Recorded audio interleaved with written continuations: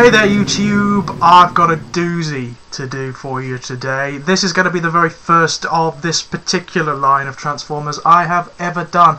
The reason being the only other one I have is held together with Spittin' Rainbows, and I'm afraid that it will break if I so much as glance in its general direction. This beautiful item was shipped to me rather recently from the far-off, exotic and dusky climes of Northern Ireland. Ooh, it's the Masterpiece Seekers mould. More specifically, this is Masterpiece Skywarp. The other one I have is Masterpiece Megatron. And though it looks wonderful, and it does, there are elements of it I absolutely love, I'm afraid of it, and that's a real problem. I'm afraid of it because as I said, I'm afraid that if I so much as touch it, it will snap. It's very, very, very fragile, and that is a great shame. It really doesn't stand up in terms of quality to the likes of Optimus, who is a proper toy, or Grimlock for that matter. Those two are proper toys. They're not just masterpiece Transformers. They're not just collector's items to sit there and look pretty. They're proper toys. You can sit and play with them and mess about with them. They're very sturdy things. Whereas Megatron, not so much. Megatron is very much an item that you put on a shelf and you seal hermetically in a vacuum environment where no particles can get in and touch it. Otherwise it will erode and it will break, and that is a great shame. Anyway, this, as I said, is the Masterpiece Seekers mould, and a lot of people have as much to lament about this mould as they do to extol. I like it. I like it a hell of a lot, actually. It does have its issues, but they're all very, very minor. I think it's massively ambitious and just beautiful. There are things I like about Transformers, and one of the things I really like are, those clever little transformations that make you go ooh, like the sliding knee joints on the up-and-coming Generations Lugnut, where you have to sort of pull the knees out of themselves and then push them back up to form the entire knee joint. That's the kind of thing that makes me go ooh. I like that a lot. Clever little unique transformations really do it for me. This guy is composed almost entirely of those clever unique little transformations. It is an absolutely stunningly ambitious mould. As I've said, not 100% successful, but meh, it's as close to near as damn it that it really doesn't matter. Now, Skywarp. What can you say about Skywarp? Skywarp is a dick. He is everything that's hateful and negative about the Decepticons, all of the sort of highfalutin warrior ideals, expansionist philosophy that's exemplified by the likes of Megatron and to a lesser extent Starscream, goes out of the window when it comes to Skywarp. Skywarp is your classic Decepticon neurotic. He is a schoolyard bully. There's nothing else to him. He's simplistic, he's not very clever, he's brutish, he's thuggish. He has an inferiority complex a mile wide. The only reason he's so highly regarded by Megatron is because A, he's obedient. He's very obedient because he's afraid of Megatron. Anyone who, basically his philosophy is you follow whoever has the biggest gun, and Megatron not only has the biggest gun, but is the biggest gun around. Hence, he's very loyal. His other characteristic that makes him rather useful to the Decepticons is that, as his name implies, he can teleport. He has the ability to warp from one place to another, both in plane and robot mode, which would make him a lot more dangerous were he a little bit more clever. Unfortunately, he's not, and very much like Bruticus, without orders to follow, he's useless. But Megatron seems to quite like him. I mean, he's part of the elite inner circle who arrive on Earth in the Nemesis, so Megatron must like him. And I imagine that's why. It's because he does as he's fucking told and doesn't do anything else. Unlike the likes of Starscream, who have ambitions above their station, or Thundercracker, who have crippling moral problems when it comes to the Decepticons. Skywarp doesn't have any of that. He is just the perfect grunt. He's a soldier who will do as he's told, and that's it.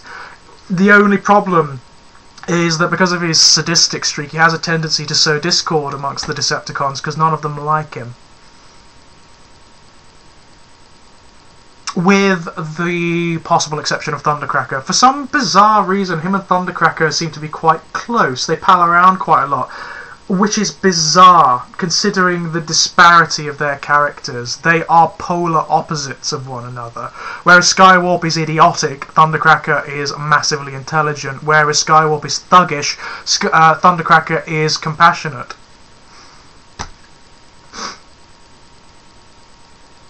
Anyway, that's enough of that. Let's get on to the toy. And this is the mode I display him in, because just look at him. He is absolutely beautiful. I've no idea what jet it is. Is it an F-22 Raptor or something? It's something like that. It's based on an actually existing jet.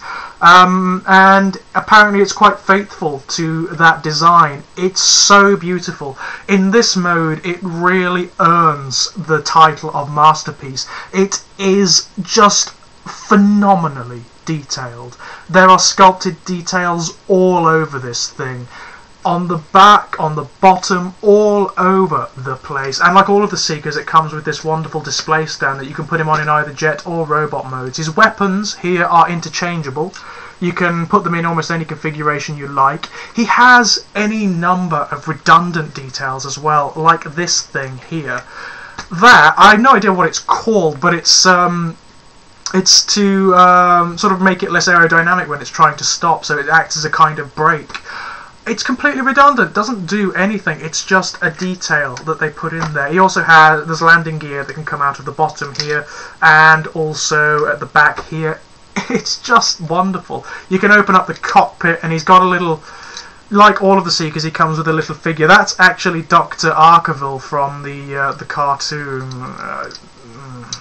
I'm not even going to go there, quite frankly. Generation 1 cartoon. You know, I'm going to have to do a long video at some point explaining my position on the Generation 1 cartoon, because, yeah, although it does have sentimental value to me, the objectivist in me won't let me get away with pandering to it too much. I think it's probably the worst of the Transformers cartoons out there, and I'm including the Unicron trilogy in that. Anyway, let's get back to the toy. It's so intimidating, and of course it's got Skywarp's colours. Skywarp's colours are quintessentially Decepticon. He looks, anything in these colours looks good. Black, purple, red, silver, a little bit of gold and amber going on. There's nothing not to like. It's absolutely stunning. And also, this is definitely his most sturdy mode. There's I'm going to take him off the stand for a moment, actually. Look, I mean, there's so little undercarriage kibble there. Everything tucks away neatly. And yeah, okay, you can see things like fists here and a little bit of a crotch area here. That's absolutely fine. Nobody cares about that. Look, look! There is no undercarriage kibble here whatsoever. That is a huge bonus when it comes to Transformer jets. Even modern ones, a lot of which, pardon me, still can't get away from that. I also like this thing. Look, his jets are multi-directional. Again, redundant, but very, very cool. And he also has this thing. I don't know what this is. If anyone can tell me what that is. Is it a, I don't know, a radar, or some sort of scrambler, or is it a machine gun? I don't know what the hell it is, but it's a nice little detail. Yes, that monster, that behemoth, is Masterpiece Skywarp. Now, usually at this point I would speed up the transformation, but the thing with the Masterpieces is you want to see what the bots do. As I've said, this guy is composed almost entirely of clever, unique little transformations, and you really want to see them all. And one of the things with me in Transformers, even Masterpieces, is that I do not follow the instructions. I hate instructions on Transformers, and I think if you need the instructions for a Transformer, then it's poor. There's something gone wrong in the design. It's one of the many reasons why I hate most of the movie line. And although this guy's transformation is, it has certain complexities, it's not so overbearingly complicated that you can't figure it out with a little bit of, yes, bits will pop off, by the way, so be wary of that, that you can't figure it out without a little bit of just playing, really. I mean, that's the joy of Transformers, surely. That is the mechanical joy of them. It's the fact that you can do that with them. Again, that's why I dislike the movie line so much, because you can't do it with them. It's also a danger. It is a danger with some of the masterpieces as well, that they get so complicated that you can't actually sit down and figure them out for yourself. Basically, what you want to do this early on is just loosen everything up, just destabilize the jet a little bit. Pull the ports out of their sockets and just make it so that everything moves and pops off. Like that. These are some of the weaker parts of this toy, actually. I mean, they are designed to pop off so they don't break, but it is fucking annoying.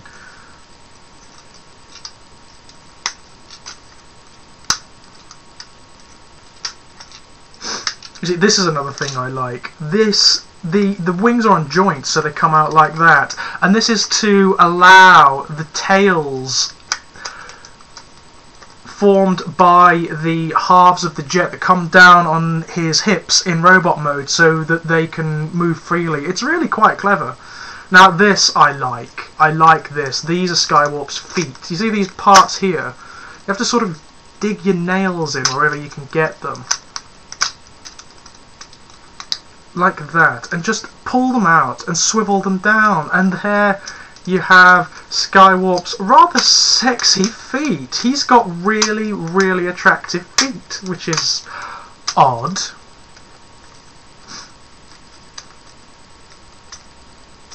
I mean, I must admit, feet are not the first things that I notice on a Transformer by and large, but I like his a lot. They're interesting.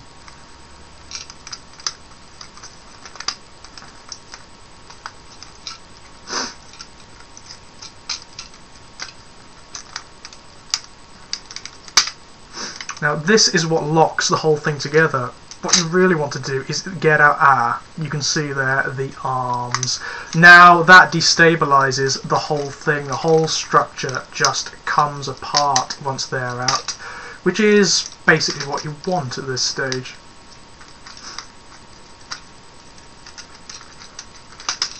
There's a very sexy back section here that comes up on like a pivot thing. And once you've got the arms flipped out, look at the state of that. I mean, that is a fucking mess, isn't it? But you can see how it goes together. That's what I like about it. It's really quite cleverly designed. It was at this point when I got it out of the package that I started to realise how this thing was going to work. This is bloody clever as well. There's a point here. These two parts here connect in the centre in jet mode.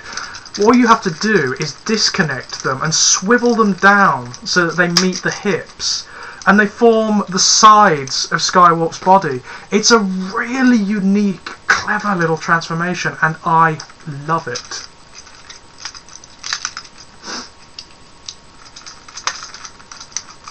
Easiest way to do it, actually, rather than forcing the head through, just take the head off and pop it back onto the ball joint. That is a slight flaw. That I will definitely acknowledge as a flaw in this mould.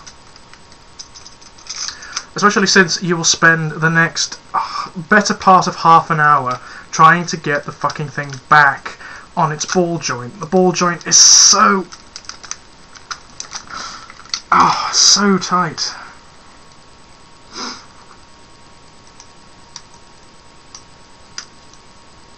Yes, one thing to be very, very wary of.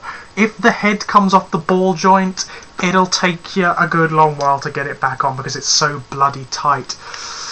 Slightly problematic, slightly annoying, but definitely something I can forgive. It's a minor flaw. It's sad that you kind of have to do the money shot, the head reveal, before everything else. But it is the way the mould is designed, I'm afraid. I kind of like this as well, the back assembly. It all clips together very, very neatly to form Skywarp's torso, which I love. All of that comes together beautifully, and then it's just a matter of pressing everything down into its appropriate place.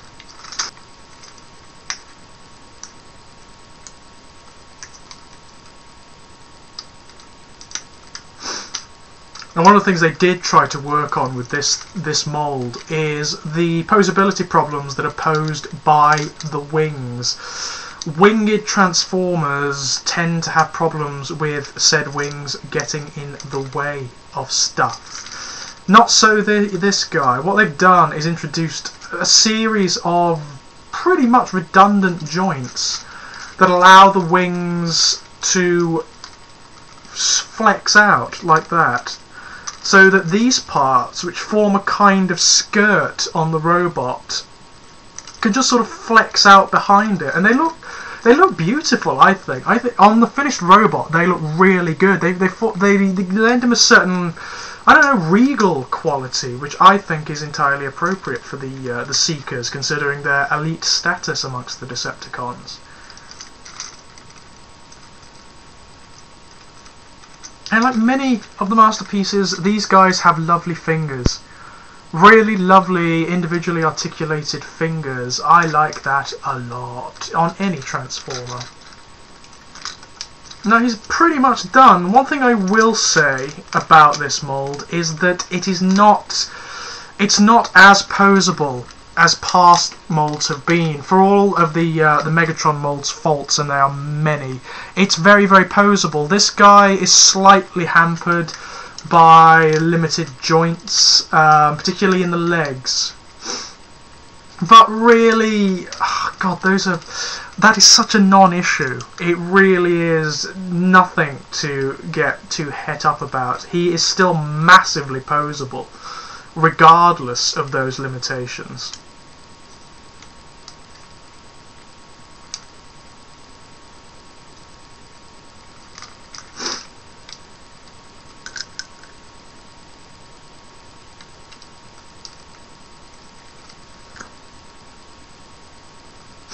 Now basically it's just a matter of attaching all of his little bits and pieces.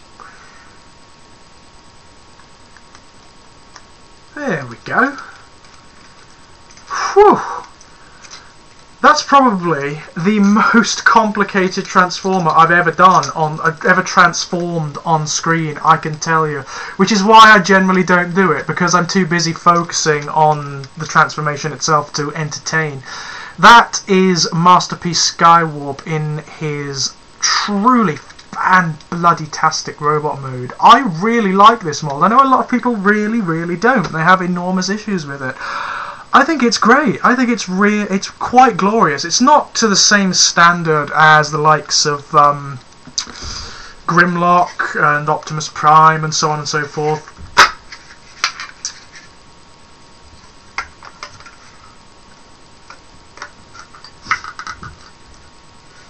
But it is still very beautiful, and one of the things I love about it is the stand accommodates both of its moulds. He has a little port and post affair going on his backside. Quite literally, he has a little port on his ass, which you can attach to, with a little bit of force, which you can attach to a port in this stand, so that yeah, basically simulates Skywarp levitating or flying or floating around or whatever you want. You can display him in either mode on his stand, which I think is beautiful. I really like that detail. Yeah, there is Skywarp in robot mode. Not really a toy. He's rather difficult to play with. simply because of all of the bits that are all over him that tend to pop off, and because of the limitations of the mould, which is a slight shame.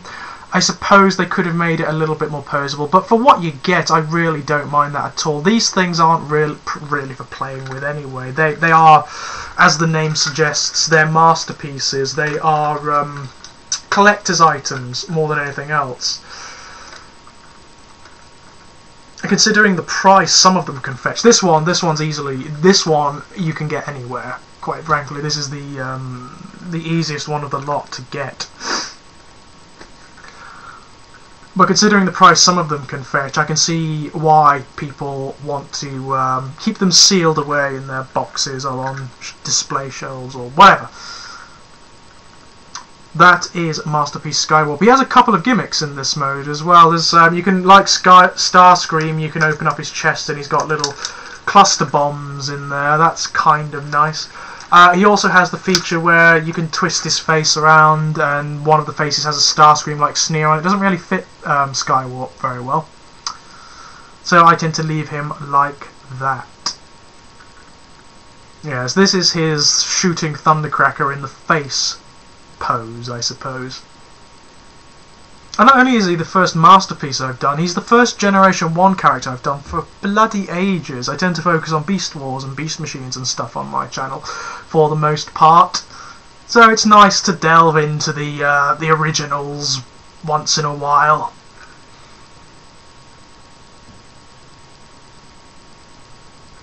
It's just a shame that I had to start character-wise with such a complete dickhead. What I really want to do is get my hands on a Thundercracker of some kind so I can do him, because he's my favourite of the Seekers. He's a great Decepticon character. Whereas Skywarp is the kind of guy I loathe. Absolutely despise. He is an absolutely charmless, ill-considered prick. Until, of course, the point where he gets thrown out of Astro Train and discovered by Unicron and transformed into either a Sweep or Cyclonus, depending on which side you come down on. It's fairly evident from the cartoon, insofar as I'm concerned, that Bombshell gets turned into Cyclonus. I don't really give a fuck one way or the other. It's very clear that Unicron, I'm sure, can rewrite personalities as well as reformat bodies, so it really doesn't fucking matter. But a lot of people like to think that this guy becomes Cyclonus, which is interesting, considering their personalities are so incredibly different. I mean, Cyclonus, Thundercracker would have made a better Cyclonus than this guy. Cyclonus has a notion of honour and of loyalty and all of that nonsense, whereas this guy doesn't have any of that. He's just horrible. Yeah, that's the Masterpiece Seekers mould. I love it. I think it's really beautiful. Not quite as good as Grimlock, but then again, there isn't a Transformer that's as good as Masterpiece Grimlock. Ta-ta.